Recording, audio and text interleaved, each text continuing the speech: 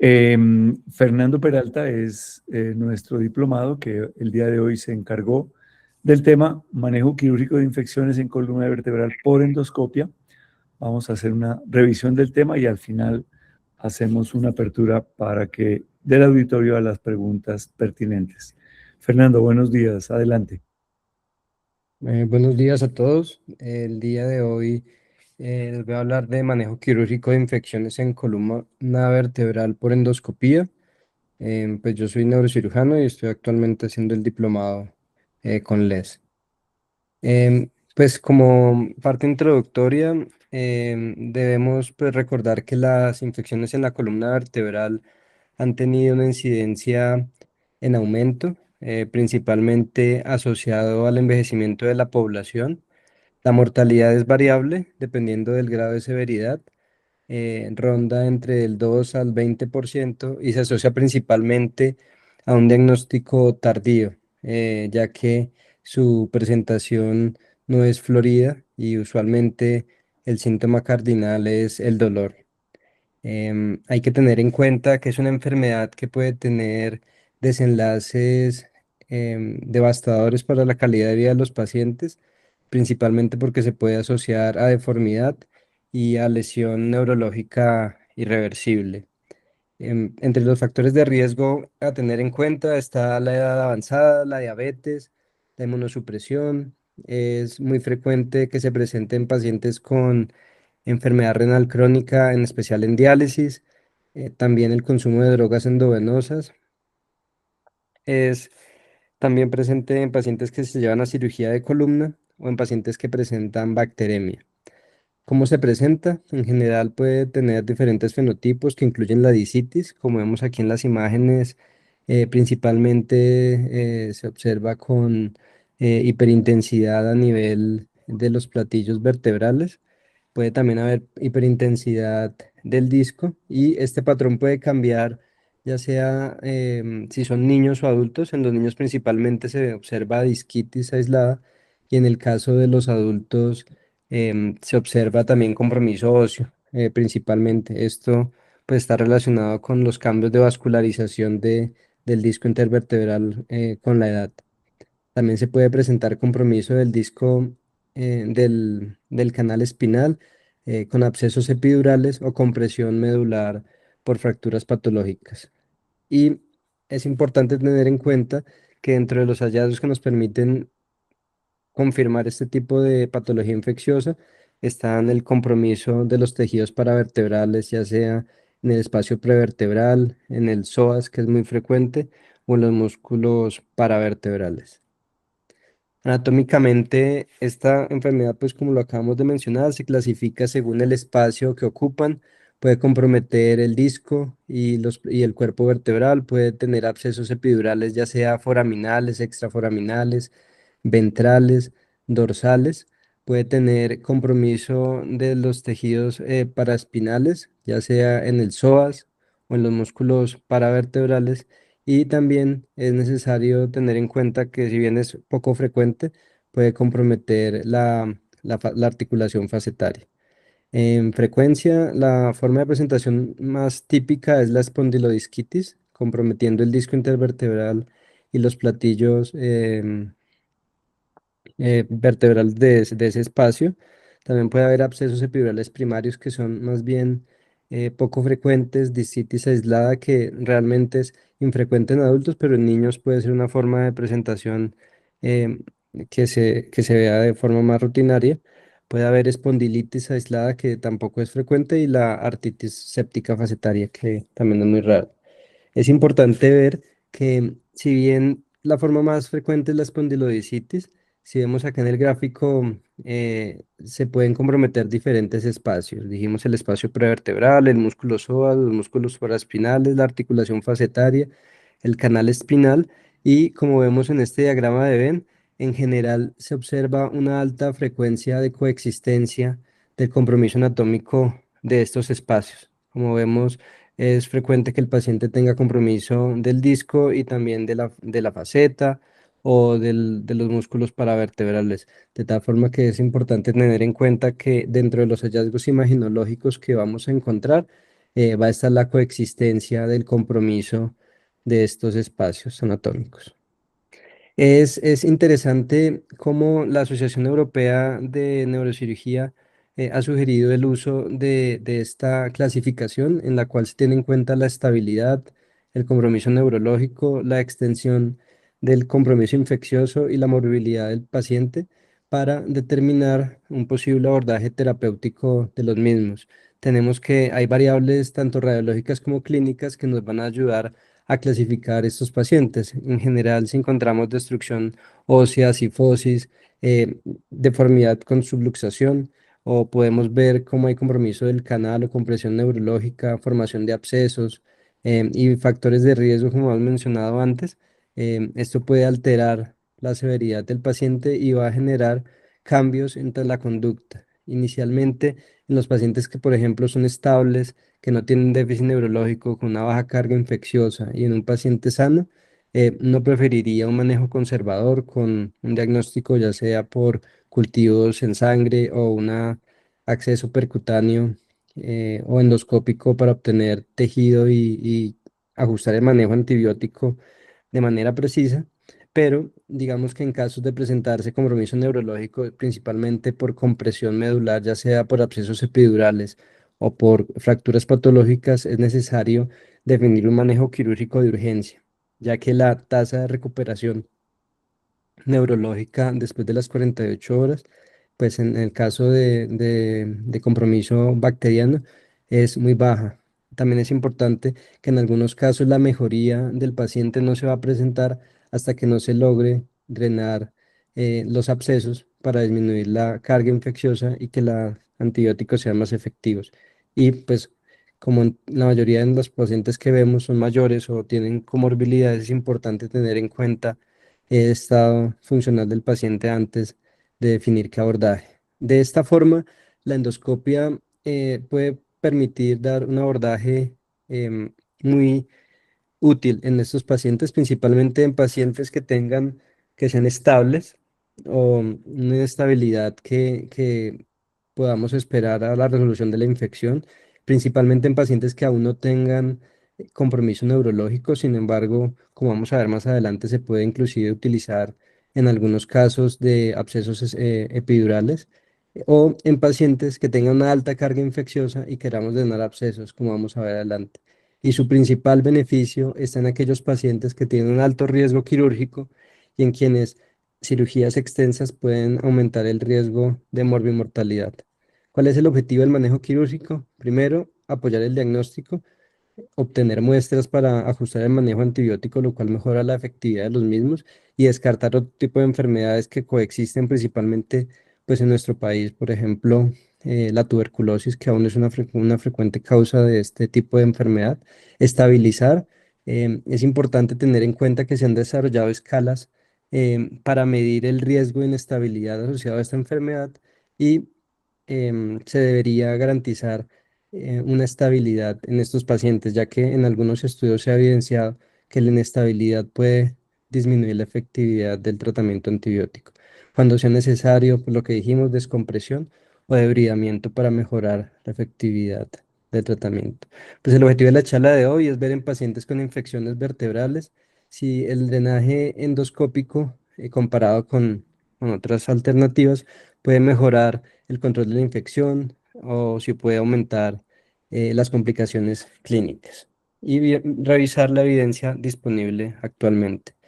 El primer artículo que nos pareció interesante es esta revisión sistemática 2025, en la cual se incluyeron 40 estudios, principalmente se incluyeron pacientes con espondilodicitis, pero si bien podían tener otro tipo de presentación como absceso epidural o abscesos del psoas, en el cual se reportaron los desenlaces clínicos o quirúrgicos.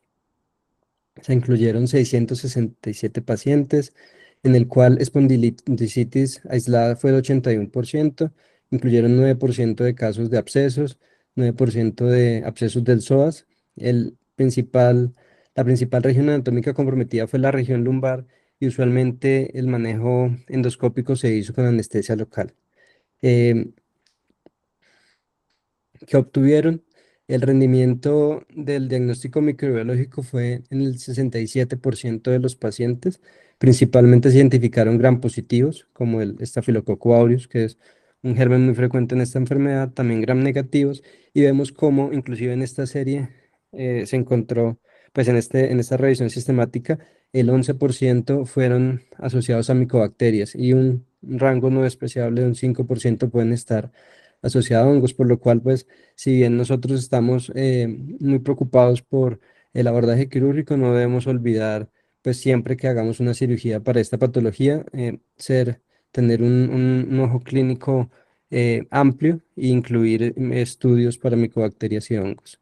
Realmente las complicaciones globales fueron del 7%, que incluyeron parestesias, dolor radicular, algunos pacientes con sobreinfección del sitio quirúrgico, y en esta serie se encontraron 0 casos de ruptura de la dura madre y no hubo casos de meningitis secundaria al procedimiento. La efectividad, una tasa de 13% de recuperación, si bien hay que tener en cuenta que esta es una enfermedad bastante agresiva, y la mejoría del dolor pues fue significativa, basando en el promedio de una escala del dolor de 8 puntos a un promedio de una escala de dolor de 2, lo cual es consistente con la literatura de espondilodicitis, que nos ha mostrado siempre que la mejoría de la enfermedad se asocia con mejoría del dolor, es como el principal marcador de mejoría clínica. Y la mejoría funcional también mostró ser estadísticamente significativa respecto al inicio basal del paciente.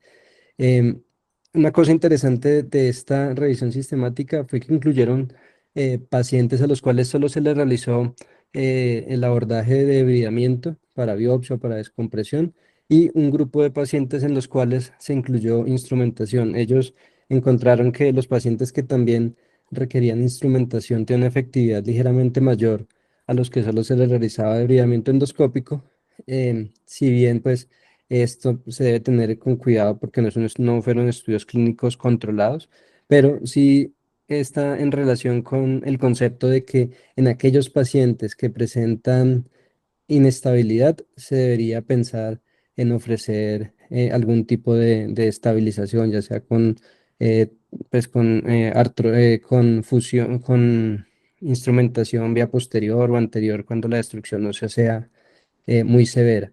Esto ha mostrado que mejora la efectividad también de la respuesta al manejo antibiótico. Un segundo estudio eh, de 2025 de Su y colaboradores, en el cual encontraron alrededor de 36 estudios con 925 pacientes, compararon drenaje unilateral y bilateral, pero es interesante que la población que incluyeron, en la anterior revisión excluyeron estudios que no fueran en inglés, en estos quitaron ese límite, y el 52% de los estudios que incluyeron fue de China, el 30% de Taiwán, si bien pues la mayoría era en inglés, pero miren que alrededor de un 20% de estudios eran en idiomas diferentes al inglés.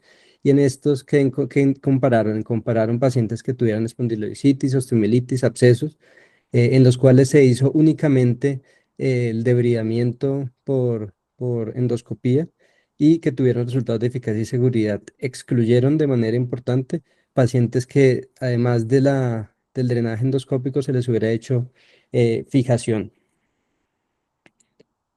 Y pues en los resultados que ellos lograron encontrar, en general vemos que desde el punto de vista infeccioso, la mayoría de pacientes mostró una mejoría de la PCR, que es el principal marcador de respuesta microbiológica a los 3 meses. La BCG también disminuyó, si bien, como sabemos por las guías de la ITSA, el marcador de respuesta al tratamiento antibiótico es la proteína C reactiva. Vemos que también hubo un descenso del dolor, que fue estadísticamente significativo, lo cual también va en la misma vía de mostrar el dolor como el principal marcador clínico de respuesta al tratamiento. Y también se observó una mejoría de los puntajes de discapacidad. El resultado funcional fue bueno o excelente en el 92% de los pacientes. Desde el punto de vista microbiológico, encontraron cultivos positivos en el tejido en el 71,7% de los casos, comparado con un cultivo en sangre que tuvo un rendimiento del 35%. 35,5%, lo cual le da un odds ratio de 2,72, mostrando que es superior el cultivo obtenido directamente en tejido, pues en este caso por endoscopía, comparado con únicamente el rastreo en sangre, por lo cual pues se sugiere en casos de no tener hemocultivos positivos o de tener alguna otra indicación de cirugía, llevar a cirugía y obtener pues todo el panel de cultivos que vimos al inicio. Respecto a la seguridad, la tasa de complicación que ellos encontraron fue del 4,1%, una tasa de recuperación del 8,6% y una mortalidad del 1,7%. Es importante ver que en este caso la recuperación fue del 8,6%, pero ellos excluyeron los pacientes que requerían instrumentación, por lo cual tal vez comparado con la otra revisión, esos pacientes están en una severidad menor. ¿Qué factores se asociaron a recuperación? Encontraron que el régimen de antibióticos, que puede ser guiado por una PCR negativa para suspender el tratamiento, comparado con una duración fija, que usualmente es de 12 semanas, mostró que aquellos que se guió por una duración fija y no se tuvo en cuenta la proteína C reactiva, tuvieron una mayor tasa de recuperación, lo cual nos lleva a siempre, pues, con el equipo de infectología, intentar guiar la duración del antibiótico por la proteína C reactiva. Y también encontraron que los pacientes a los cuales le iniciaron la marcha precoz el primer día después de la cirugía tuvieron una tasa de recuperación mayor comparado con los que se les inició alrededor del quinto día. Em, Finalmente encontré este estudio, me pareció muy interesante mostrarlo hoy, en el cual yo y colaboradores en el 2020 mostraron la efectividad de la endoscopia para el tratamiento de abscesos epidurales y abscesos del psoas. Incluyeron 34 pacientes y ellos tenían como una filosofía que llamaron de tratamiento temprano y de mínima invasión, control precoz del dolor, buscar una menor destrucción ósea y evitar cirugías extensas en un inicio. Si bien, pues, si era requerido, no lo contraindicaban. Vemos que incluyeron pacientes con disitis, incluyeron pacientes con abscesos epidurales ventrales o abscesos epidurales posteriores, incluyeron pacientes con abscesos paravertebrales y a pacientes con absceso del psoas. Ellos lo que muestran es que el abordaje endoscópico va a variar según el tipo o el compartimiento que está afectado. Ellos sugieren o usaron un abordaje transforaminal en casos de disitis, en casos de espondilodisitis, cuando tenían abscesos epidurales anteriores y cuando tenían absceso del psoas. Y un abordaje interlaminar en casos de absceso paravertebral posterior y absceso epidural posterior, por lo cual la localización anatómica de la infección puede guiar qué acceso endoscópico es el más adecuado. Y describieron una técnica para acceder al psoas después de hacer, si tenían que tomar la muestra del disco, tomaban la muestra del disco, o si tenían que drenar un absceso epidural, lo drenaban, pero lo interesante es que a través del acceso que se hace para ir al disco, como vemos acá en la imagen, posteriormente se buscaba más paravertebral y en la vista, como en esta gráfica F vemos, se debería ir lateral al cuerpo vertebral y en la vista lateral nunca superar la línea vertebral anterior. Esto permite acceder al músculo psoas y drenar en algunos casos estos abscesos. Si bien, pues, lo más frecuente es realizar drenajes percutianos guiados por tomografía, pero nos permitiría en un solo acceso quirúrgico em, pues drenar este tipo de abscesos en el psoas. Que encontraron ellos que la positividad de los cultivos fue del 79%, el control de la infección fue del 82%, no tuvieron complicaciones mayores asociadas al procedimiento quirúrgico, tuvieron algunas parestesias, algunas infecciones superficiales, pero no encontraron complicaciones mayores. Es importante ver que esta puede ser una opción para hacer un drenaje simultáneo en casos en los que se requiera drenar un absceso que está adyacente al disco comprometido, permite una tomar muestras del absceso del psoas puede aumentar la tasa de positividad de los cultivos y ayuda rápidamente, como vimos desde la estrategia de clasificación, que el control de la carga microbiana permite una mejoría en la efectividad de las intervenciones antibióticas. Y pues como vimos en esta serie y en las revisiones sistemáticas, no aumenta la morbilidad de los pacientes. En conclusión, la principal evidencia o la principal indicación de endoscopia en el manejo de infecciones está en la espondilodicitis que no tiene signos de inestabilidad, que no tiene un compromiso neurológico severo que amerite una descompresión amplia, agresiva, o que tenga signos de inestabilidad que requieran una instrumentación, que en algunos casos pues también se podría realizar mínimamente invasiva, o en aquellos pacientes que no responden de forma adecuada al tratamiento conservador y en los cuales hacer un debridamiento podría permitir mejorar la tasa de eficacia de los antibióticos. Y es importante siempre tener en cuenta que guiar el tratamiento con un diagnóstico microbiológico nos va a mejorar la tasa de respuesta a los antibióticos. En algunos casos podemos encontrar patógenos no tan frecuentes como tuberculosis u hongos, lo cual es importante para el grupo de infectología poder mejorar su estrategia de tratamiento. Em, Eso sería lo que encontré yo. Muchas gracias. Fernando, muchas gracias. Creo que de mi parte cumplimos con no solamente lo que todos nos hemos ido preguntando poco a poco en términos de cirugía de endoscopia, sino aclaramos cuáles son los alcances que queríamos con esta revisión tener. Muy bien, yo dejo abierta al auditorio las preguntas. Si hay alguna pregunta para Fernando o que se pueda realizar, dejo el micrófono abierto.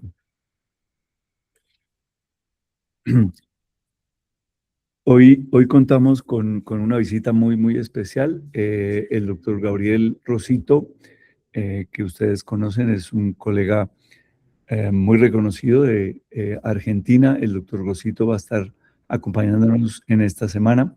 Doctor Rosito, ¿cuál es su opinión sobre esto? No, me pareció interesantísimo la búsqueda bibliográfica que hicieron. Estoy totalmente de acuerdo. Creo que la endoscopía es el camino en infecciones, no solamente para diagnóstico, sino para tratamiento. Nosotros somos bastante protocolizados, usamos la clasificación de Pola y creo que la endoscopía es un instrumento ideal asociado a fijaciones percutáneas, bypaseando el problema, es lo que hacemos por lo general. Y además la irrigación ayuda al tratamiento de la infección. O sea, yo creo que el camino de las infecciones me da la impresión de que va por esta vía, por endoscopía más fijaciones percutáneas. Con respecto a lo único que no me gustó del review bibliográfico es la toma del psoas.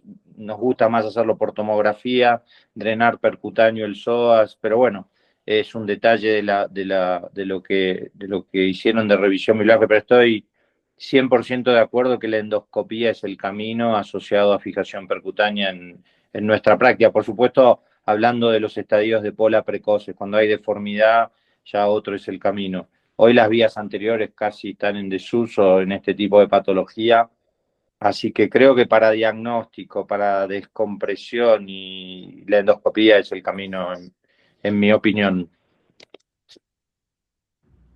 Gracias, doctor Gabriel. Sí, yo creo que buena parte de las preguntas que nos realizan a nosotros en varios escenarios es qué alcances tiene la endoscopia. Yo creo que, como toda técnica, pues permite tener una serie de logros que definitivamente hoy en día son muy importantes. Los estudios lo demuestran en cuanto a lo que es eficacia y efectividad en el tratamiento y en el diagnóstico. Creo que la endoscopia tiene una muy buena aplicabilidad. Javier, bienvenido, adelante con tu pregunta.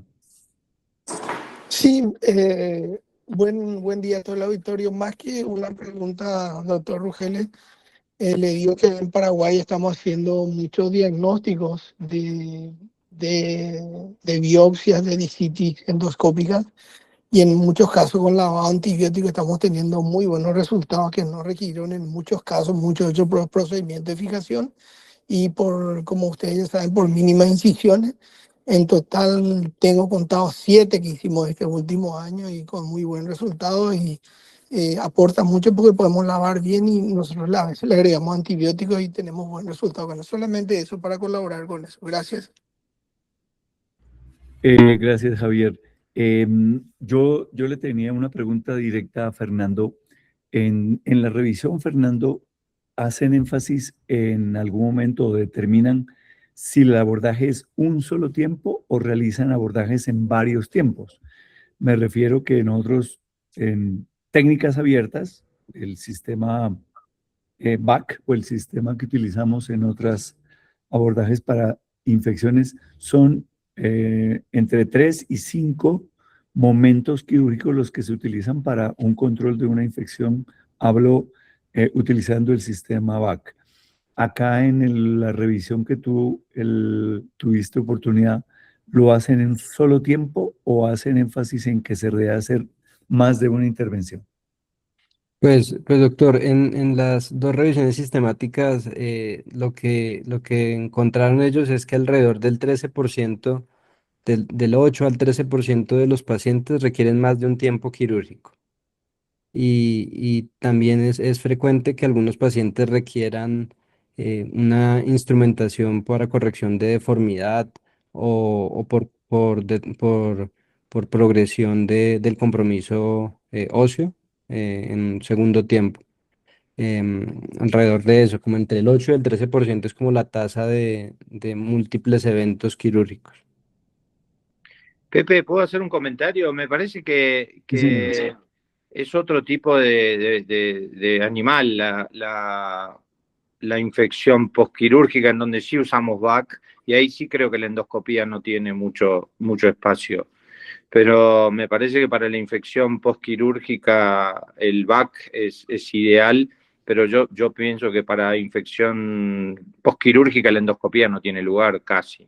Sí para este tipo de infecciones primarias o que creo que son dos patologías totalmente opuestas, ¿no?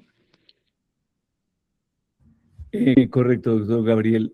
Sí, yo creo que en este, digamos, momento de definir los sistemas que seguimos utilizando como el BAC son útiles en posquirúrgica y realmente la endoscopia ha quedado como un elemento, como lo vimos ahí, diagnóstico, tomar una muestra, identificar un proceso muy temprano que varios de ustedes me han hecho la pregunta cuando se ve ese disco blanco, completamente blanco en los posoperatorios de abordajes percutáneos, habría que tomar una muestra.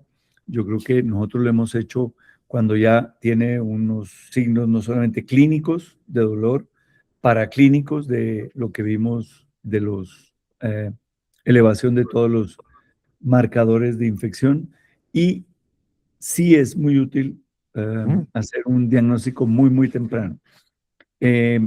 Una pregunta que hubo en un simposio es, ¿qué es más efectivo? ¿Una biopsia guiada por TAC o una endoscopia al espacio del disco? Eh, no encontré, no tengo yo por lo menos en mi radar ningún artículo que haya comparado las dos opciones. Cada una tiene una virtud, sobre todo que la de hacer una biopsia por TAC es definitivamente más universal. La endoscopia es un poquito más particular porque lo exige un entrenamiento directo, pero también hay biopsias tomadas por Trucut y agujas tipo Jamshidi o biopsias o agujas para biopsias que se utilizan. No tengo en mi radar la comparación entre una y otra. No sé si Fernando dentro de la búsqueda encontró algo de cuál es más efectiva. Pues, doctor, yo busqué y ahí encontré un artículo en el cual compararon de manera retrospectiva la eficacia diagnóstica de la endoscopia comparado con la biopsia percutánea, y realmente la endoscopia fue ligeramente superior comparado con el abordaje por tomografía, pero es como una diferencia como de un 10% más o menos, pero no encontré más, solo un artículo que comparaba directamente esas dos, pero un estudio retrospectivo y no realmente aleatorizado. Pepe, ¿me permite un comentario? Adelante, doctor Ramírez, claro que sí. Bueno, bien, la presentación, los comentarios de Gabriel Rosito, me uno a ellos. Yo simplemente quiero hacer un comentario anecdótico. Nosotros con casi en este momento, sí, ya pasamos los 8.000 procedimientos con técnicas de mínima invasión. Tenemos, estoy hablando de nuestra casuística de infección con procedimientos de mínima invasión, percutáneos y endoscópicos, el 0.02%, es decir, de cada 1.000 pacientes se nos infectan 2. Si llevamos 8.000 y tenemos aproximadamente 16 infecciones, que me acuerde, no hemos tenido que hacer ningún procedimiento abierto con ninguna. Todos los hemos manejado con antibióticos, generalmente 2 o 3 semanas, si es muy agudo el dolor, hospitalizado y con antibiótico endovenoso, y después hasta completar 3 meses por vía oral. Que me acuerde, Pepe, creo que 3 pacientes no más les hemos hecho un procedimiento endoscópico como para tomar muestra y hacer un lavado, y todos han mejorado. Eso lo digo, pues, nuestra experiencia en nuestros casos que nos han hecho una espondilodicitis posquirúrgica con técnicas de mínima invasión. Ese era el comentario. Gracias, doctor Ramírez. Sí, digamos, el estar muy atentos clínicamente y paraclínicamente determina que uno puede hacer una intervención relativamente temprana. Cuando ustedes tengan esa duda, realmente lo pueden hacer como un diagnóstico, y la sugerencia es hacer una muy buena toma de muestra. Eh, Fernando hacía énfasis en algo que para nuestros países, no a diferencia de otros países mucho más desarrollados, hay un porcentaje de casi el 5% de micobacterias. La pregunta que siempre nos hacen cuando tomamos muestra, ¿hay que hacer cultivo de hongos? La respuesta es sí, porque la población nuestra latinoamericana de nuestro territorio puede tener, obviamente, a pesar de que hay factores de riesgo, puede tener ese porcentaje que se ve el 5%. Y hace poco una revisión a nivel de temas de micobacterias en Latinoamérica, seguimos siendo la tuberculosis un diagnóstico muy tardío y ha tenido realmente implicaciones muy importantes a nivel de medicina social. Entonces, cuando hagan ustedes la toma de la muestra, también incluyan para gérmenes comunes, para aerobios, anaerobios, e incluir siempre una muestra si los factores de riesgo obviamente prenden las banderas rojas, hacer una énfasis en la toma de micobacterias. Bueno, muy bien. Yo creo que hemos surtido las preguntas. Si hay alguna otra pregunta para Fernando, de parte del auditorio. De mi parte, Fernando, gracias por esta revisión. Les comento que el fin de semana nos vamos a encontrar presencialmente todos. Para aquellos que no están con nosotros, regresamos en 2 semanas, la primera semana de julio, debido a que este fin de semana tenemos curso LES en Colombia, y estaremos iniciando los diplomados del segundo semestre a partir del mes de julio. Entonces, el primer miércoles del mes de julio estaremos con la última conferencia que nos la va a dictar Alan Montes desde México, y estaremos enviándole la información de lo que es segunda semestre. En nombre de Les, muchas gracias a ustedes por su presencia hoy y estaremos próximamente iniciando el segundo semestre. Muchas gracias, buen día.